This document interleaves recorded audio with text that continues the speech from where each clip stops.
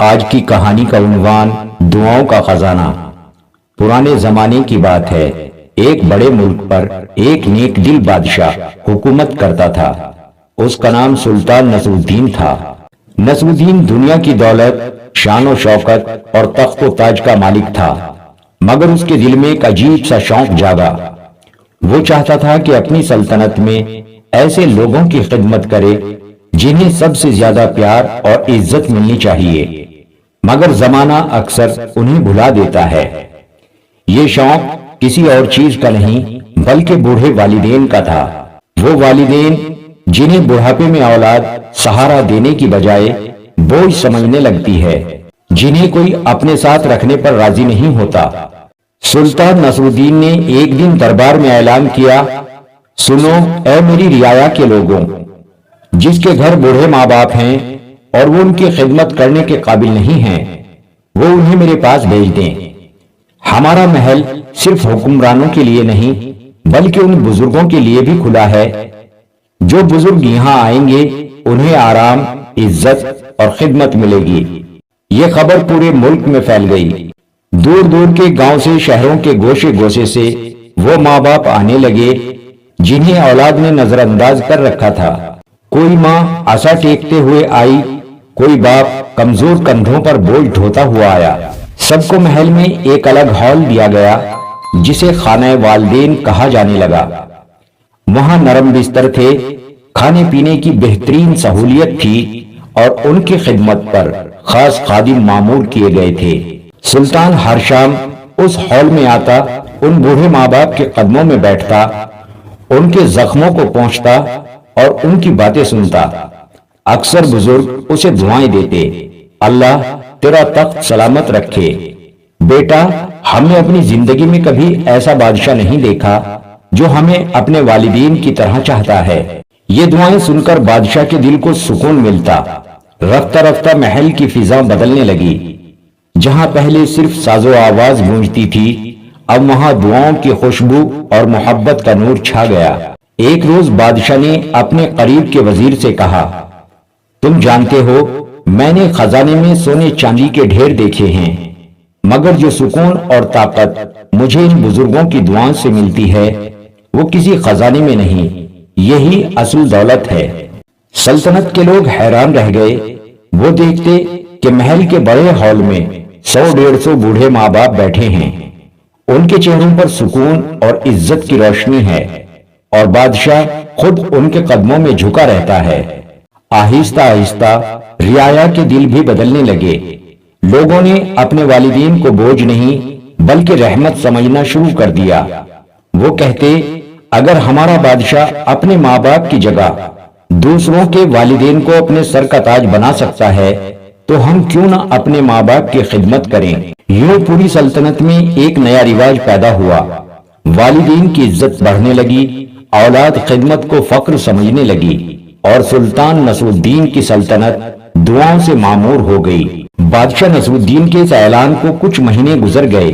خانہ والدین میں اب نہ صرف ملک کے گوشے گوشے سے بزرگ آنے لگے تھے بلکہ دوسرے ممالک کے لوگ بھی یہ سن کر اپنے ماں باپ کو یہاں لے آتے۔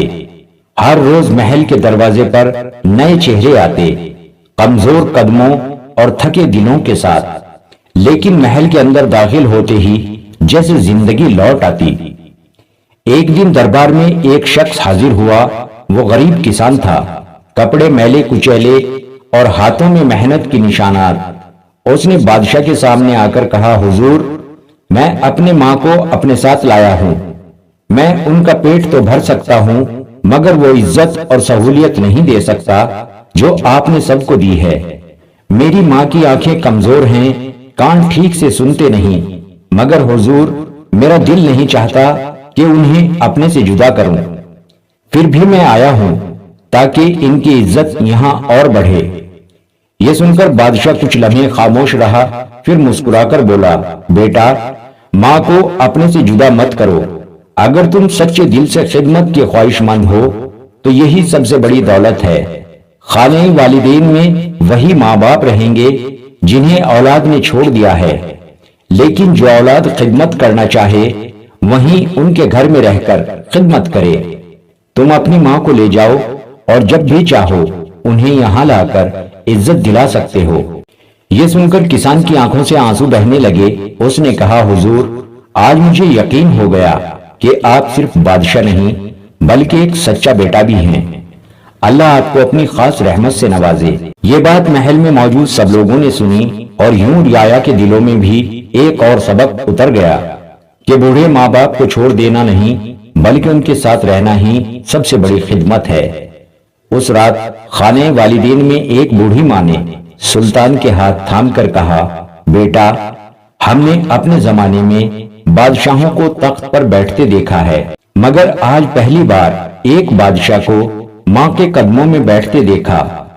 अल्लाह करे ये तख्त हमेशा कायम रहे। नजमुद्दीन की आंखों से आंसू निकल आए। उसने दिल ही दिल में कहा, यही वो खजाना है जिसकी तलाश में मैं निकला था। माँ बाप की दुआ का खजाना। महल का माहौल रफ्ता रफ्ता बदलता जा रहा था। पहले जहाँ सुनहरी सतूनों पर रोशनी के अक्स और रक्सों सरों की महफिलें आबाद थी, अब वहाँ सुकून और नूर की एक अजीब फिजा छाई हुई थी। हर शाम खाने वालिदैन में चिराग जलते, खादिम बुजुर्गों के हाथ धोते, उनके पांव दबाते और उनके सामने खाने के बर्तन रखते। उनके लिए नरम बिस्तर बिछाए जाते और उनकी हर छोटी बड़ी हाजत का ख्याल रखा जाता। लेकिन सबसे ज्यादा कीमती लम्हा वो होता जब सुल्तान नसरुद्दीन खुद आता। वो तख्त छोड़कर फर्श पर बुजुर्गों के साथ बैठ जाता, उनकी बातें सुनता, उनके किस्से, यादें और नसीहतें गौर से सुनता। बुजुर्गों के चेहरों पर बरसों की महरूमियों के बाद एक नई रोशनी झलकने लगी थी। एक दिन का वाकया है, बादशाह हस्ब आदत खाने वालिदैन में आया तो उसने देखा कि एक कोने में एक बूढ़ा शख्स बैठा है। उसके हाथ कांप रहे थे, आंखों में नमी थी और चेहरे पर एक गहरी उदासी छाई हुई थी। बाकी बुजुर्ग तो हंस रहे थे, बातें कर रहे थे, मगर वो शख्स बिल्कुल खामोश था। बादशाह आहिस्ता आहिस्ता चलकर उसके पास गया, जमीन पर बैठ गया और कहा, बाबा, आप क्यों उदास हैं? यहाँ किसी ने आपको तकलीफ तो नहीं दी?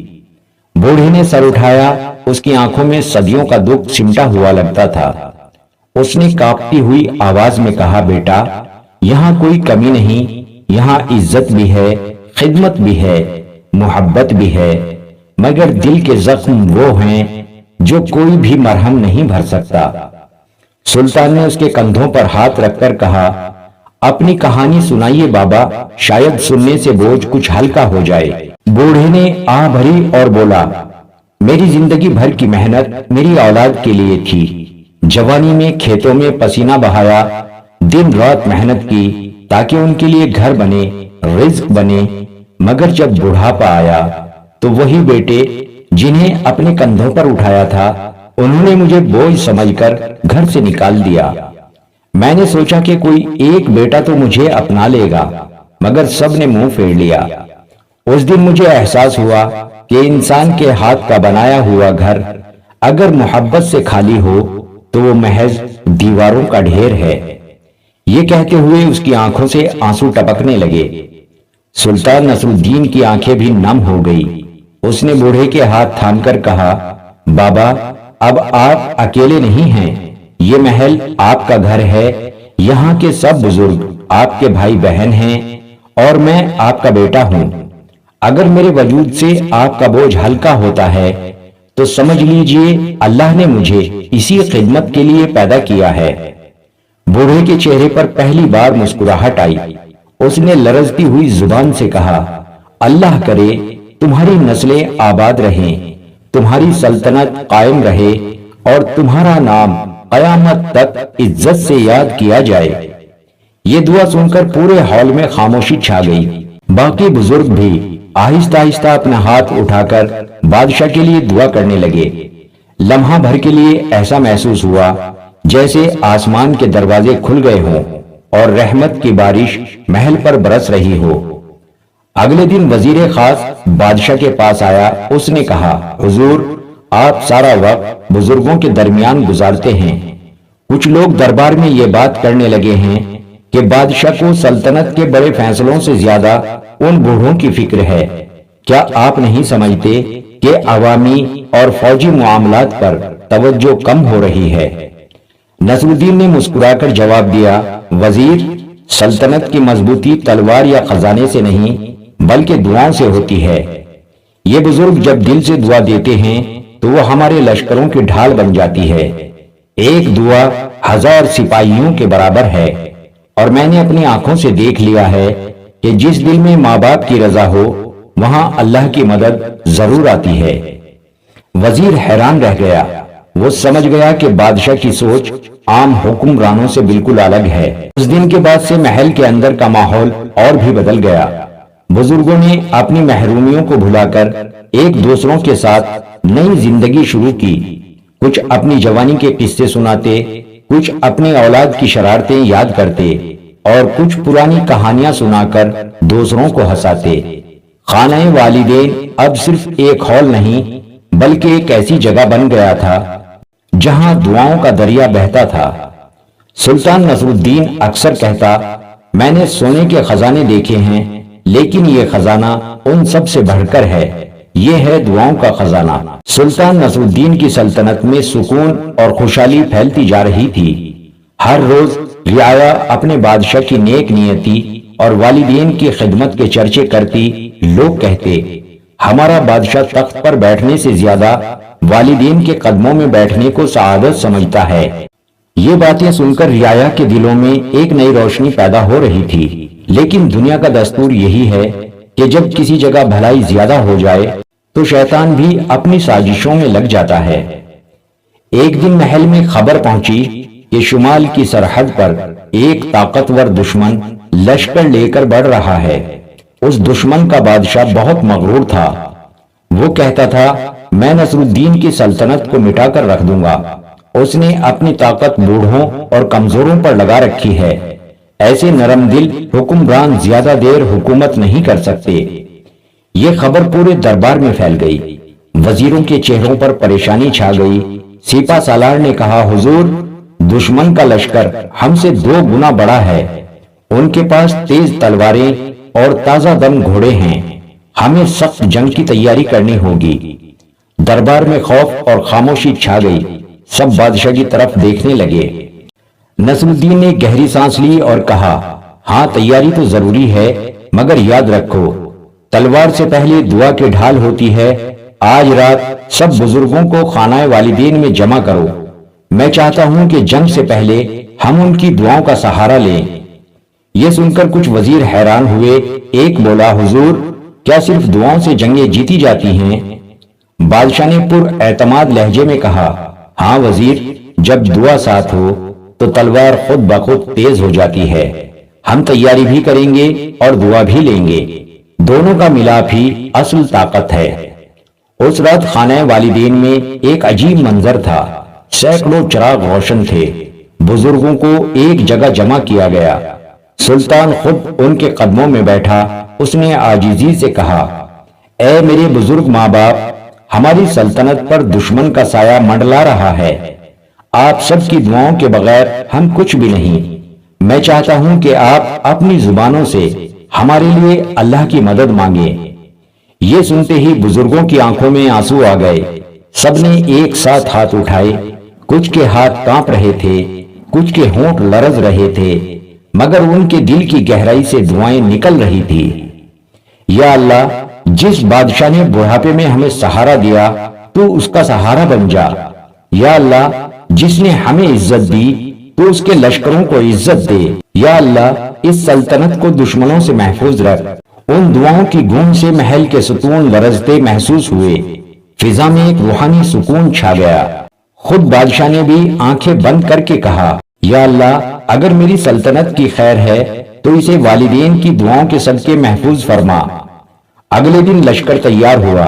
نصر الدین گھوڑے پر سوار ہوا، مگر اس کے چہرے پر غرور نہیں بلکہ سکون تھا۔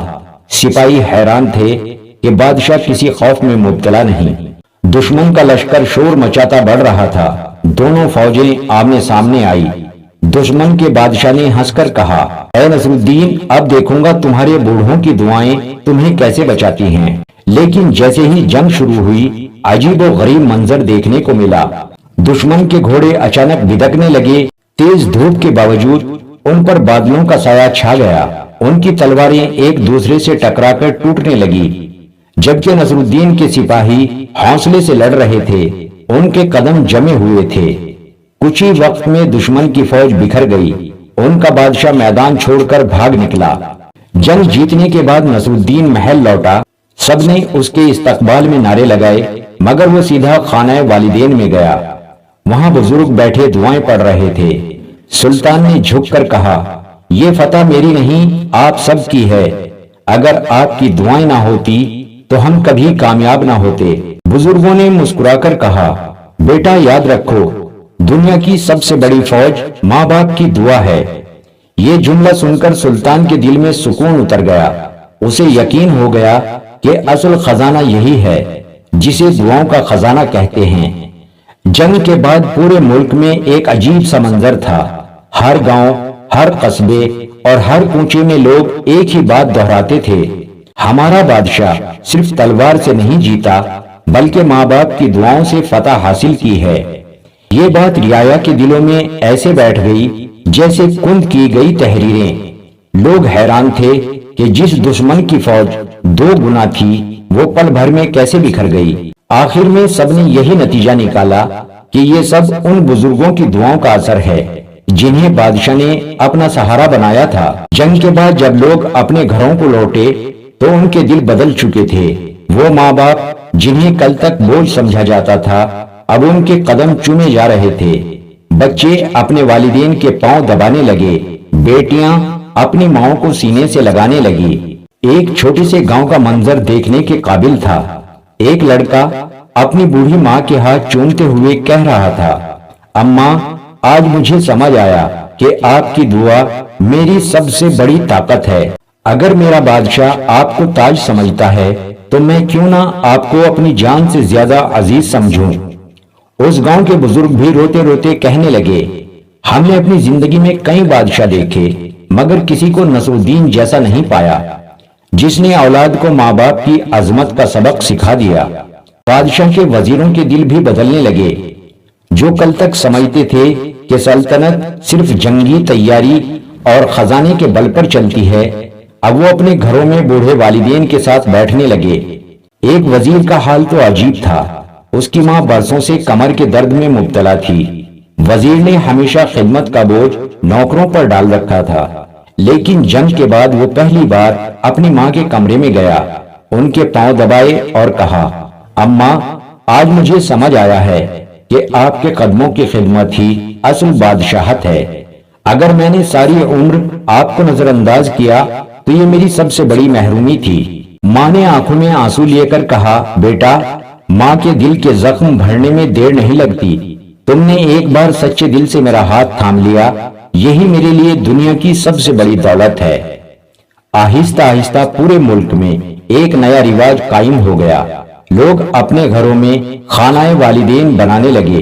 कुछ ने अपने वालिदैन के लिए अलग कमरे सजाए, कुछ ने नरम बिस्तर और खास नशत बनाई और कुछ ने अपने कामकाज छोड़कर वालिदैन के साथ वक्त गुजारना शुरू कर दिया। बाजारों में बातें होती थी, जिस घर में माँ बाप की दुआएं हों वहां कभी गुर्बत नहीं ठहरती।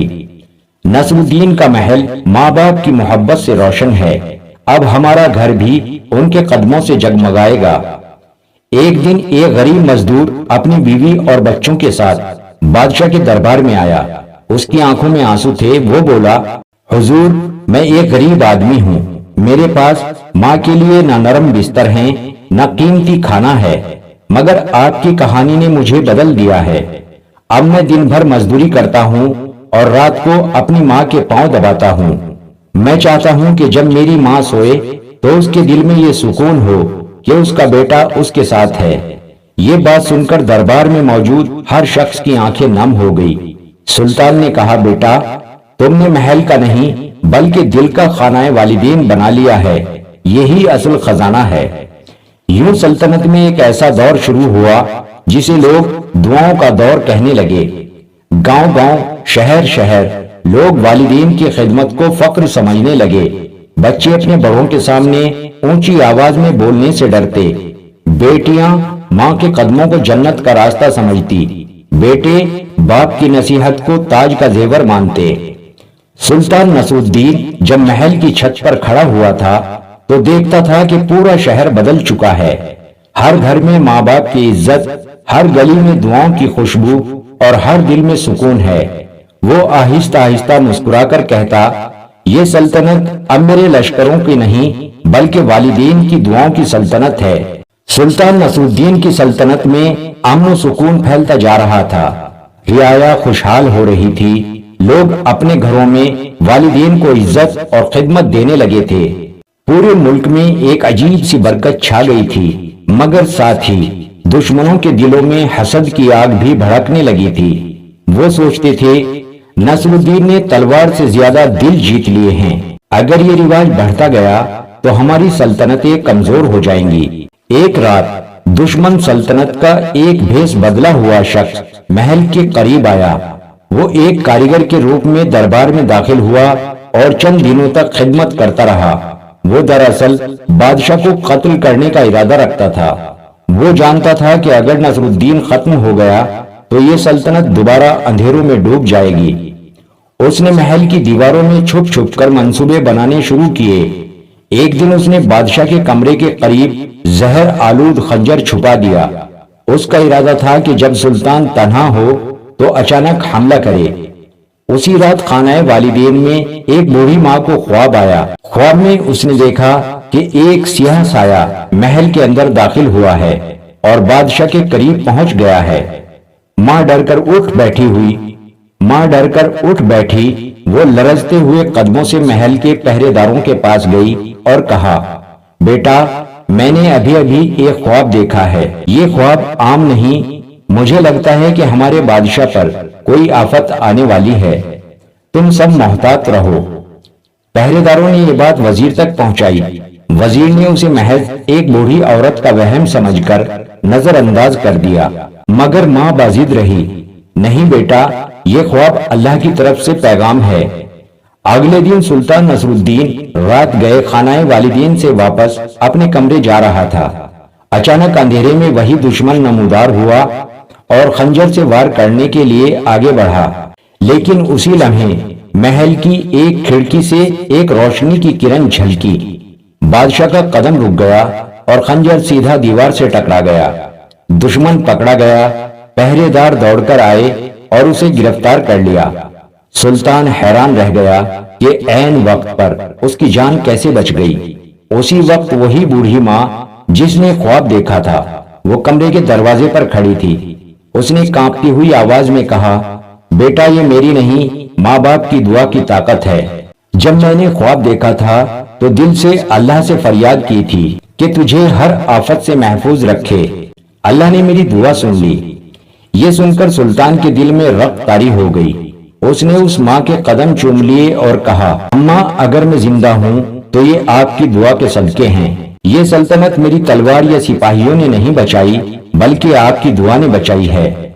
پوری سلطنت میں یہ خبر پھیل گئی کہ بادشاہ کی جان ایک ماں کی دعا نے بچائی۔ رعایا کے دلوں میں والدین کی عظمت اور بھی بڑھ گئی۔ لوگ کہتے تھے اگر ایک ماں کی دعا بادشاہ کو موت کے منہ سے بچا سکتی ہے تو ہمارے گھر کی دعائیں ہماری زندگیاں کیسے نہیں بدل سکتی۔ اس واقعے کے بعد نصرالدین نے ایک نیا حکم جاری کیا، ہر شہری ہفتے میں ایک دن اپنے والدین کے ساتھ خاص وقت گزارے۔ کوئی بھی بیٹا یا بیٹی ایسا نہ کرے کہ دنیاوی کاموں میں ماں باپ کو بھول جائے۔ جس گھر میں والدین خوش ہوں گے وہی گھر اللہ کے نزدیک عزت پائے گا۔ یہ اعلان پورے ملک میں چرچا بن گیا۔ گاؤں گاؤں لوگ اپنے ماں باپ کو ساتھ لے کر بیٹھنے لگے، بچے اپنے کھیل چھوڑ دیتے، جوان اپنے کاروبار بند کر دیتے اور سب والدین کے قدموں میں بیٹھ کر باتیں کرتے۔ اس دن پورا ملک ایک خانہ والدین بن جاتا۔ نصرالدین اکثر کہتا، میری جان بچی تو میں نے سمجھا کہ والدین کی دعائیں صرف دنیاوی سکون ہی نہیں دیتی بلکہ موت کے منہ سے بھی بچا لیتی ہیں۔ محل کے گنبدوں پر صبح کی سنہری روشنی جب پڑتی تو پورے شہر میں ایک نئی امید جگمگا اٹھتی۔ نصرالدین کے دل میں جس امن کی فصل بوئی گئی تھی وہ اب صرف محل تک محدود نہیں تھی، اس نے بادشاہ کی ذات تک بھی گھس کر ایک نرم تبدیلی پیدا کر دی تھی، مگر اس تبدیلی کا سب سے بڑا امتحان اس کے اپنے گھر میں آیا، اس کی اپنی اولاد پر۔ شہزادہ فرق، شہزادی گلزار اور چھوٹی شہزادی حیا، جن کی پرورش تخت و تاج کے سائے میں ہوئی تھی، وہ سب بچپن سے شاہی شکوہ اور راحت کے عادی نہیں تھے، اور والدین کی خدمت کو انہوں نے کبھی زندگی کا خاص فرض سمجھا ہی نہیں تھا۔ شہزادہ فرق ایک نوجوان، زوراور مگر تھوڑا مغرور دل کا مالک تھا۔ اس کے کندھے پر بڑے کارناموں کا بوجھ تھا، فوجی تربیت، شکار کے دن اور دربار میں بیرونی سفیروں کے ساتھ سنجیدہ مذاکرات۔ وہ اکثر کہتا، بادشاہت طاقت سے بھی جیتی جاتی ہے، جذبات سے ریاست نہیں چلتی۔ شہزادی گلزار فنون لطیفہ میں مشغول، میل جول اور دربار کی تقریبات کی شان سمجھتی تھی۔ چھوٹی حیا دل سے نرم مگر دنیاوی مشغلوں میں گم رہتی تھی۔ اس نے کبھی واقعی اپنی دادی یا کسی بزرگ کی کہانی غور سے نہیں سنی تھی۔ نصر الدین نے دیکھا کہ اگر یہ نسل ابھی اسی لاپرواہی میں پلتی رہی تو وہی معاشرہ واپس اپنی پرانی حالت میں لوٹ جائے گا جسے وہ بدلنا چاہتا تھا۔ اس نے دل میں ایک نرم مگر پختہ عزم کیا کہ اپنی اولاد کو وہ سبق سکھائے گا جو اس نے پورے ملک کو دیا تھا۔ ماں باپ کی خدمت اور بزرگوں کی قدر، یہی سب سے بڑا خزانہ ہے۔ نصر الدین نے فرمان جاری کیا کہ اگلے مہینے محل میں ایک خدمت بزرگ کا مہینہ منایا جائے گا۔ اس کا مقصد محض رسمی سرکاری تقاریب نہیں تھا، بلکہ شہزادہ اور شہزادیاں خود بزرگوں کی خدمت میں عملی طور پر شرکت کریں گی، کھانا لے کر جائیں گی، رات کو کہانیاں سنیں گی اور بستر بدلیں گی۔ سب درباری اور وزراء بھی اس میں شریک ہوں گے۔ یہ حکم سن کر دربار کی کچھ آوازیں اٹھی، مگر بادشاہ کا ارادہ پکا تھا۔ وہ اپنی اولاد کے سامنے خاموشی سے ایک مثال بن گیا۔ خود سب سے پہلے خانہ والدین گیا، بزرگوں کے قدموں میں بیٹھا اور اپنی بیٹیوں کو اپنے ہاتھ سے پانی پلایا۔ شہزادہ فرق نے شروع میں اس مشق کو سنجیدگی سے نہیں لیا۔ وہ صبح سویرے شکار سے لوٹ کر تھکا ہوا آیا، مگر والد کے حکم کو نظر انداز بھی نہیں کر سکا۔ ایک دن اسے ایک بزرگ نے پکارتے ہوئے بلایا۔ وہ بزرگ دراصل شہزادے کے اپنے بچپن کے ایک قریبی دوست کے والد تھے، جن کے چہرے پر زندگی کے نشان نمایاں تھے۔ بزرگ نے شہزادے کی آنکھوں میں گھور کر کہا، بیٹا، تمہیں یاد ہے جب تم چھوٹے تھے تو میری گود میں بیٹھ کر ڈھول کی ہنسی سنتے تھے؟ آج وہ بچپن کہاں چلا گیا؟ شہزادے کے دل پر کسی نے انگلی سی رکھ دی۔ اچانک اس کے اندر ایک سخت دھچکا آیا۔ اسے احساس ہوا کہ وہی چہروں کی مسکراہٹیں جو کبھی اسے چھوٹا محسوس کراتی تھی، اب ایک عمر بھر کے تجربے کو سنبھالے بیٹھی ہیں۔ شہزادہ فرق نے پہلی بار بازو جھکائے، ان کے ہاتھ تھامے اور کہا، دادا، مجھے معاف کیجئے، میں نے آپ کو نظر انداز کیا۔ آج سے میں آپ کے سامنے بیٹھ کر ہر بات غور سے سنوں گا۔ بزرگ نے اپنے ہاتھ اس کی ٹھوڑی پر رکھا اور دعا مانگی، اللہ تجھے ہمیشہ ایسا پاک دل رکھے۔ اسی لمحے نے شہزادے کو اندر سے بدل کر رکھ دیا۔ اس نے رات بھر بزرگ کے قصوں کو سنا، جنگوں کے بعد کی تھکن، محبت کے دکھ اور وہ چھوٹی چھوٹی نصیحتیں جنہیں اس نے کبھی سنجیدگی سے نہیں لیا تھا۔ اس رات شہزادی کی روح میں ایک نیا سکون جاگا، جیسے کسی نے اس کے سینے میں چھپا ہوا نرم ہیرا چمکا دیا ہو۔ شہزادی گلزار نے بھی ایک بزرگ خاتون کے قصے سن کر اپنی زندگی کو نئے انداز سے دیکھا۔ وہ خاتون محل کی خواتین کے لیے ہاتھ سے بنے ہوئے کپڑے سکھاتی، مگر جب گلزار نے ان کے پاس بیٹھ کر روئی کو چھانا تو اس نے پہلی بار محسوس کیا کہ محنت کے پیچھے کتنی عزت چھپی ہوتی ہے۔ گلزار نے اپنے ہاتھوں سے بزرگوں کے لیے روٹی پکائی، اور جب اس نے دیکھا کہ ایک سادے سے ہاتھ کی بنائی ہوئی روٹی پر بزرگ کی آنکھوں میں خوشی کی لہر دوڑ گئی تو اس کا دل پگھل گیا۔ چھوٹی حیا نے تو ایک دن بزرگوں کے ساتھ بیٹھ کر ان کے بچے ہوئے گیت سنے اور ان میں چھپی ہوئی زندگی کی سچائیاں سمجھی۔ حیا نے اپنی انگلی سے آنکھ کو چھلکاتے ہوئے کہا، دادی، آپ کی کہانیاں جتنا میں نے سوچا تھا اس سے کہیں زیادہ قیمتی ہیں۔ یہ چھوٹے چھوٹے مناظر جب بار بار دہرائے گئے تو محل کے اندر ایک نرمی آئی۔ شہزادہ فرق نے اپنے فوجی محاذ آرائی میں بھی نرمی دکھانی شروع کی۔ وہ سپاہیوں کے درد کو سنتا، فوجی بزرگوں کے تجربات سے مشورے لیتا۔ شہزادی گلزار نے محل کی خواتین کے ساتھ مل کر بزرگوں کے لیے ثقافتی کام شروع کیے۔ چھوٹی حیا نے بچوں کے لیے بزرگوں کی کہانیاں لکھوانی شروع کی تاکہ ہر گھر میں یادیں محفوظ رہ سکیں۔ یہ سب دیکھ کر رعایا کے دلوں میں بھی ایک نیا جوش پیدا ہوا۔ لوگ اپنے شہروں میں خاندان کے اندر محبت بڑھانے لگے۔ نوجوان اپنے بڑوں کے سامنے عاجزی سے جھکتے اور بزرگ دوبارہ سے معاشرے کے مرکز بن گئے۔ محل کے باغوں میں جب بادشاہ اپنے بیٹوں اور بیٹیوں کے ساتھ بیٹھ کر بزرگوں کی کہانیوں پر گفتگو کرتا تو اس کی آنکھوں میں سکون نمایاں ہوتا۔ اس نے پایا کہ تخت کی روشنی اس وقت تک معنی نہیں رکھتی جب تک وہ ان ہاتھوں کے شرف کو نہ پہچانے جو اسے سنبھالے رکھتے ہیں۔ اسی طرح بادشاہ کی اپنی اولاد بھی وہ سبق سیکھ گئی جو پورے ملک نے سیکھا تھا کہ عزت، خدمت اور دعائیں کسی خزانے سے بڑھ کر ہیں۔ جس نے پوری سلطنت کو مضبوط اور نرم دل اور باہمی محبت سے لبریز کر دیا۔ محل اب محض سنہرے ستونوں اور شاہی قیمتی چیزوں کا نام نہ رہا، وہ ایک زندہ گھر تھا جہاں ہر عمر کے لوگوں کی آوازوں میں ایک دوسروں کے لیے احترام کی گونج تھی۔ نصر الدین جب رات کے سناٹے میں چھت پر کھڑے ہو کر تاروں بھرے آسمان کی طرف دیکھتا تو دل سے کہتا، اے میرے رب، تیرا شکر ہے کہ تو نے مجھے وہ خزانہ دکھایا، وہ خزانہ جسے لوگ دیکھ تو نہیں سکتے مگر جو ہر دل کو روشنی بخشتا ہے، وہ ہے ماں باپ کی دعا۔ جیسے جیسے دن گزرے نصر الدین نے محسوس کیا کہ بزرگوں کی عزت صرف نرم بستر اور زرخیز کھانے سے پوری نہیں ہوتی۔ ان کو ایک ایسی جگہ، ایک وقار بھرا مقام چاہیے جہاں ان کی زندگی کی قدر رہے، جہاں ان کی کہانیاں محفوظ ہوں اور نوجوان ان سے کچھ سیکھ سکیں۔ اسی سوچ نے اس کے دل میں ایک بڑا منصوبہ پیدا کیا۔ بادشاہ نے ایک قصر رحمت مقام بنایا۔ یہ محض ایک عمارت نہیں بلکہ ایک حرکت تھی، ایک ایسا ماڈل جو پورے ملک کے لیے مشعل راہ بنے گا۔ قصر رحمت کا منصوبہ عملی طور پر متاثر کن تھا۔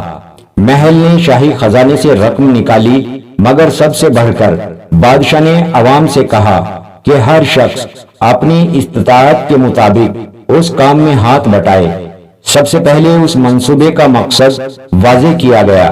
بزرگوں کے لیے باوقار رہائش، صحت کا مفت بندوبست، روزگار کے مطابق مصروفیتیں اور نوجوانوں کے لیے سینٹر جہاں وہ بزرگوں سے روایت، ہنر اور زندگی کے تجربات سیکھ سکیں۔ قصر رحمت کے دروازے بڑے کشادہ تھے۔ اندر داخل ہوتے ہی ہال میں دیواروں پر بزرگوں کی تصویروں کے ساتھ ان کی کہانیاں کن تھی۔ ہر تصویر کے نیچے ایک سادہ سی تحریر، یہ وہ ہیں جنہوں نے زندگی دی، اب ہم انہیں زندگی دیں گے۔ بچوں کے کھیلنے کی جگہ، کتابوں کی الماریاں، چائے کی وہ مہک جو یادوں کو جگا دیتی تھی، یہ سب کچھ ایک ساتھ مل کر ایک نیا سماجی مرکز بن گیا۔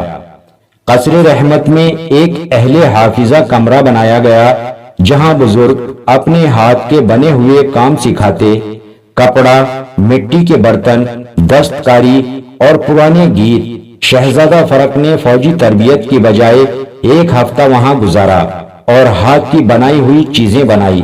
پہلی بار اسے محسوس ہوا کہ ایک پیٹی کھانا یا چھوٹا سا ہاتھ کا بنا ہوا آئینہ کس قدر عزت لا سکتا ہے۔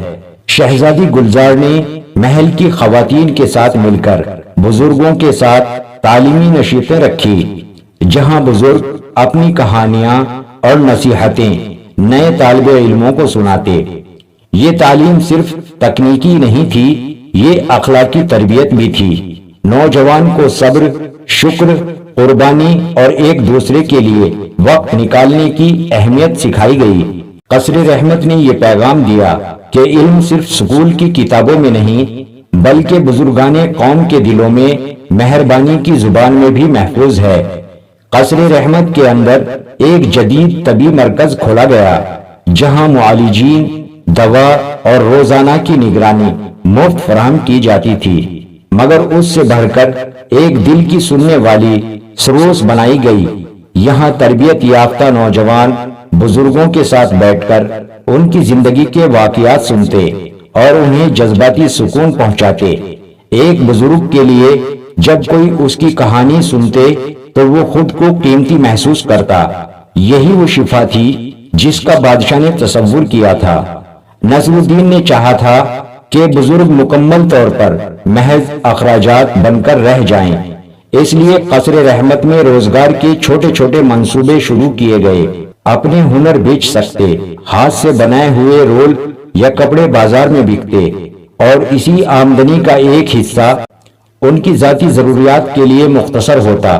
اس کا مقصد تھا عزت میں خود مختاری۔ کسان بزرگوں نے زمین کی چھوٹی پیالوں میں پھولوں کے چرندے اگائے، کچھ نے دستکاری کے نمونے بنائے اور کچھ نے بچوں کے داستان سنانے کے عوض تھوڑا بہت معاوضہ لیا۔ اس سے نہ صرف بزرگوں کا سر اٹھا بلکہ پوری معاشیت میں ایک نئی تحریک پیدا ہوئی۔ محبت سے کام، کام سے عزت کا پیغام زندہ ہوا۔ ایک دن بادشاہ خود قصر رحمت میں آیا۔ وہاں ایک بڑی عمر کے بزرگ پیر بیٹھے تھے جن کے چہرے پر زندگی کی کتنی ہی داستانیں تھیں۔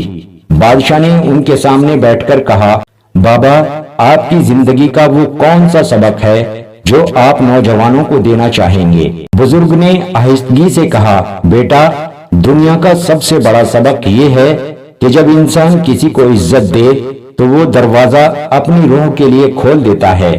عزت، وقت اور سچائی، یہ تین چیزیں ہیں جو انسان کو آسمان کے قریب لے جاتی ہیں۔ بادشاہ کے دل میں ایک بار پھر وہی سچ اتر آیا جو پہلے حصوں میں بار بار ظاہر ہوا تھا۔ سونا چاندی، تخت و تاج، یہ سب کاغذی چمک تھا، مگر جو برکت اندر سے نکلتی ہے وہی حقیقی خزانہ ہے۔ وہ بزرگ اٹھا اور بادشاہ کے ہاتھ پر ہاتھ رکھ کر بولا، بیٹا، جب تم نے اپنا گھر، اپنی اولاد اور اپنی سلطنت اس بنیاد پر قائم کیا ہے تو تم نے اللہ کی محبت پائی ہے، بس اسی راہ پر قائم رہو۔ بادشاہ نے آنکھوں میں آنسو لے کر کہا، بابا، یہ میری نسلوں کے لیے نصیحت ہے۔ میں چاہتا ہوں کہ یہ قصہ کبھی نہ بھولا جائے۔ قصر رحمت کی کامیابی جلدی سے پورے ملک میں مثال بن گئی۔ کارخانوں نے بزرگ کاریگروں کی مصنوعات کو مارکیٹ میں لانے کے لیے پالیسی بنائی۔ ایک نیا وطن وجود میں آیا جہاں بوڑھوں کو بوجھ نہیں بلکہ دولت سمجھا گیا۔ نصر الدین کی آنکھیں جب کسی دن بازار میں گئی، اس نے دیکھا کہ ایک بیٹا اپنی بوڑھی ماں کے کندھے پر کمبل ڈال رہا ہے۔ بچے بزرگوں کے ساتھ کہانیاں لکھ رہے ہیں۔ اس منظر کو دیکھ کر اس کے سینے میں ایک خاص سکون آیا۔ وہ جان گیا کہ اس نے جو بیج بویا تھا وہ فصل میں بدل چکا ہے۔ قصر رحمت اور پورا نظام ایک ہی بات سکھاتا رہا کہ دعائیں محض زبان کی آوازیں نہیں، یہ وہ روشنی ہے جو دلوں کو بدل دیتی ہے۔ جب بزرگ کو عزت ملتی ہے تو وہ دعا کرتے ہیں، اور جب دعا ہوتی ہے تو معاشرہ محفوظ اور بڑھتا ہے۔ یہ وہ چکر ہے جو محبت، احترام اور شکر کے ذریعے چلتا ہے۔ نصر الدین جب رات کو تنہا بیٹھ کر قصر رحمت کی طرف دیکھتا تو اس کے لبوں پر مسکراہٹ، دل میں اطمینان اور آنکھوں میں وہی روشنی نظر آتی جسے وہ ہمیشہ چاہتا تھا۔ ایک ایسی سلطنت جہاں انسانیت سب سے بڑی دولت ہو۔ قصر رحمت کے قیام کو برسوں گزر چکے تھے۔ اب یہ جگہ محض ایک عمارت نہیں رہی تھی بلکہ ایک روشن چراغ تھا جس کی روشنی سلطنت کے کونے کونے میں پھیل چکی تھی۔ ہر شہر، ہر بستی میں ایسے مرکز کھولے گئے جہاں بزرگوں کو عزت ملتی اور نوجوان ان سے سبق لیتے۔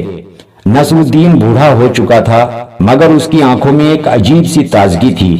وہ جانتا تھا کہ اس کی زندگی کے دن اب زیادہ باقی نہیں، مگر دل مطمئن تھا کہ اس نے وہ کام کر دیا ہے جو ایک بادشاہ کو سب سے بڑھ کر کرنا چاہیے، انسانیت کی خدمت۔ ایک رات بادشاہ چھت پر کھڑا آسمان کے تاروں کو دیکھ رہا تھا۔ ہوا ہلکی ہلکی چل رہی تھی اور قصر رحمت کے دروازوں سے بزرگوں کی دعاؤں کی آوازیں آ رہی تھی۔ بادشاہ نے آسمان کی طرف ہاتھ اٹھایا اور دعا کی، یا اللہ، میں نے اپنی سلطنت کا خزانہ تیرے بندوں کی خدمت پر خرچ کیا۔ اب میری آخری خواہش ہے کہ میرا اپنا گھرانہ بھی ہمیشہ تیری رحمت میں رہے اور یہ سلطنت میرے بعد بھی دعاؤں سے آباد رہے۔ یہ دعا کرتے وقت اس کی آنکھوں میں نمی تھی مگر چہرے پر سکون کا نور۔ وہ جان گیا کہ اصل خزانہ اب اس کے سینے میں ہے، دعاؤں کا وہ خزانہ جو اس نے برسوں کی محنت سے جمع کیا۔ کچھ دن بعد نصر الدین سخت بیمار ہو گیا۔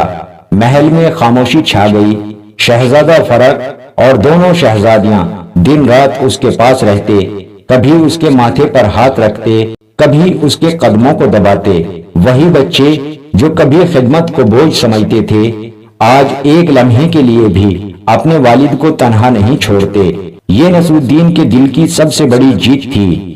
جب رعایا کو خبر ملی کہ بادشاہ بیمار ہیں تو قصر رحمت کے بزرگ قافلوں کی شکل میں محل کی طرف نکل پڑے۔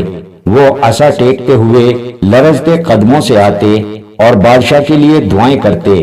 محل کے دروازے کے باہر ہزاروں بزرگ کھڑے تھے، ہاتھ اٹھائے آسمان سے التجا کر رہے تھے، یا اللہ ہمارے ناصر کو شفا دے، اس نے ہمیں عزت دی، ہماری دعائیں سنی، ہماری زندگیوں کو روشنی دی، یا رب اس کے تاج کو سلامت رکھ۔